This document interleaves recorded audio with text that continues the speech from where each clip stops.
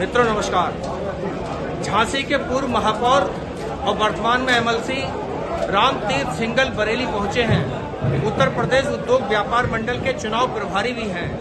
क्या बोले रामतीर्थ सिंगल, आइए सुनते हैं गौर से रामतीर्थ सिंगल का व्याख्यान। जुड़े रहिए हमारे साथ, देखते रहिए गंभीर न्यूज।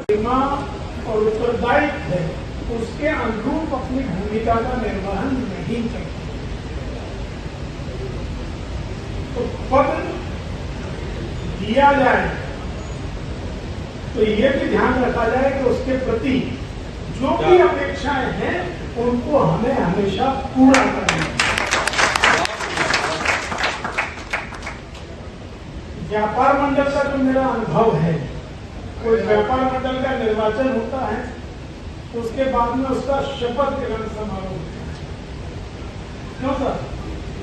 और हर 3 वर्ष बाद हम लोग शपथ लेते हैं।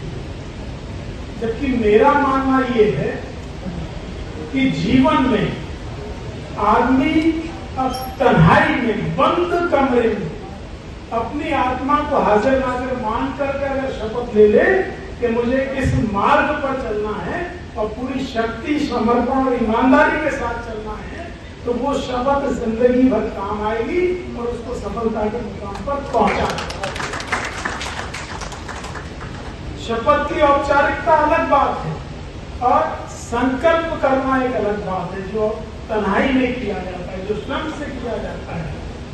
मोदी जी कहते हैं ना कि संकल्प से सिद्धि। जिसने संकल्प कर लिया तो काम सिद्ध हो जाएगा, सिद्धि प्राप्त होगी। और अगर संकल्प नहीं है, दिखावा है, समाज में 4 लोग जाने में अमुक संगठन में अध्यक्ष हूँ, पदाधिकारी हूँ, ऐसा हूँ, वैसा हूँ, कहीं किसी स्टोन पर मेरा नाम लिख जाए तो मुझे लगता है कि तो उसकी प्रतिष्ठा भी वहीं तक सीमित रह जाएगी। लेकिन जो लोग चुने गए हैं, जो लोग निर्वाचित हुए हैं, जिनकी घोषणा हुई है, जिन्होंने पदों को स्वीकार किया है, मैं उनसे सबसे ये विनम्र निवेदन करना चाहूंगा कि बरेली महानगर का जो व्यापार मंडल है, जो संगठन, फिर मैं कह रहा हूँ, दिखावे के लिए नहीं कह रहा हूँ, आप लोगों की खुशी के लिए नहीं कह रहा हूँ, मैं अपने असेसमेंट के आधार पर ये बात कह रहा हूँ कि बरेली महानगर का व्यापार मंडल उत्तर प्रदेश की सर्वश्रेष्ठ इकाइयों में से कि चौथी बार मुझे कार्यक्रम में आने का मौका मिला है बरेली। और बरेली को मैं जो प्रशिक्षण शिविर पिछले बार हुआ, ये तो पूरे उत्तर प्रदेश में और व्यापार मंडल के 50 वर्षों के इतिहास में व्यापारियों का विभिन्न विषयों पर उन विषय के विशेषज्ञों को बुला करके प्रशिक्षण हो, ये पहली बार था। तो इसके लिए आप लोग बधाई के पात्र हैं, हमारे श्री राजेश की बधाई के पात्र हैं। मैंने इससे कई बार पूछा भी है कि बार-बार इतने बड़े-बड़े प्रदेश स्तर के कार्यक्रम और 2-2, 3-3 दिन के कार्यक्रम भी आप कैसे करा देते हैं? कोष कैसे एकत्रित होता है, स्थान कैसे उपलब्ध होता है, कोई विवाद है, कोई होटल, ये सब कैसे उपलब्ध होता है?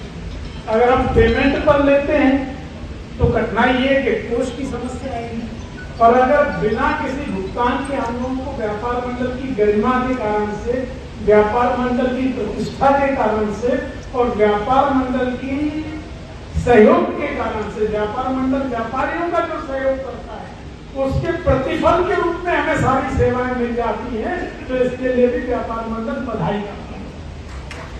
तो ये चीजें बड़ा नामुमकिन होती हैं। किसी होटल में एक कमरा बुक कराना और उसके बदले हम कुछ ना देना चाहें तो ये बड़ी कठिनाई होती है।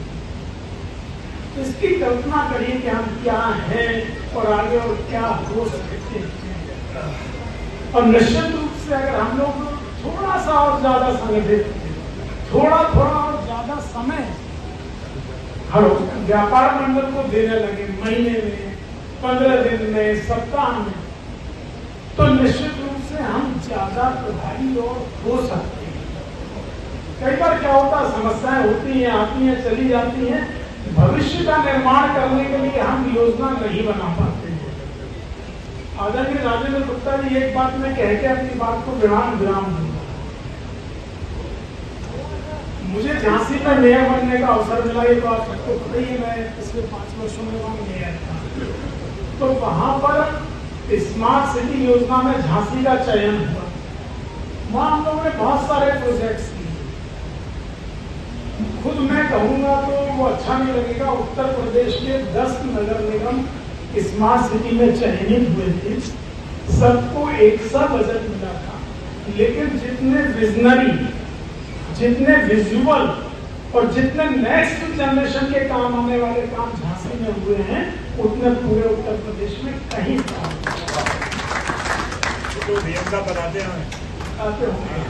तो उनकी मैं चर्चा नहीं करूंगा, लेकिन उन सारे प्रोजेक्ट्स में से एक प्रोजेक्ट की चर्चा करूंगा, भविष्य में युवा व्यापारी, युवा उद्यमी, उनके लिए क्या किया।